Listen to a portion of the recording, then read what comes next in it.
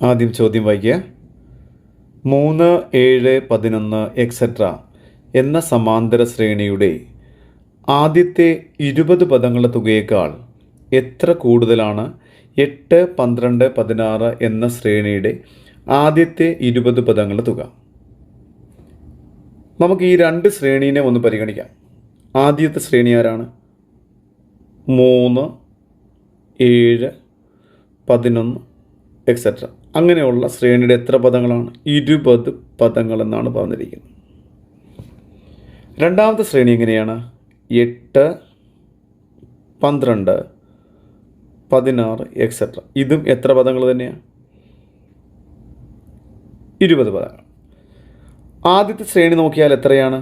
3, 7 വ്യത്യാസം 4, 11 അല്ലേ 7 വ്യത്യാസം, അങ്ങനെ 4 കൂടി പോകുന്ന ശ്രേണിയാണ്. എന്ന് വെച്ചാൽ പൊതുവ്യത്യാസം 4ആണ്. രണ്ടാമത്തേലും ഇത് എത്ര തന്നെയാണ്? 4 തന്നെയാണ്. അപ്പോൾ ആദ്യത്തേലെ പൊതുവ്യത്യാസം നമുക്ക് 4ആണ്, രണ്ടാമത്തേലെ പൊതുവ്യത്യാസം എത്ര തന്നെയാണ്? 4ആണ്. അപ്പോൾ പൊതുവ്യത്യാസം ഒരുപോലെയാണ്. ഇനി ആദ്യത്തെ ശ്രേണിയിലും 20 പദങ്ങളുടെ തുകയാണ്, രണ്ടാമത്തിൽ എത്ര തന്നെയാണ്? 20 പദങ്ങൾ. അങ്ങനെ പൊതുവ്യത്യാസം തുല്യമായതും പദങ്ങളുടെ എണ്ണം എത്ര പദങ്ങളുടെ തുകയാണെന്ന് ചോദിച്ചിരിക്കുന്നത്, അത് രണ്ടും തുല്യമായിട്ട് വന്നാൽ നമുക്കൊരു ചെറിയ വൺ വേർഡ് ഉണ്ട്.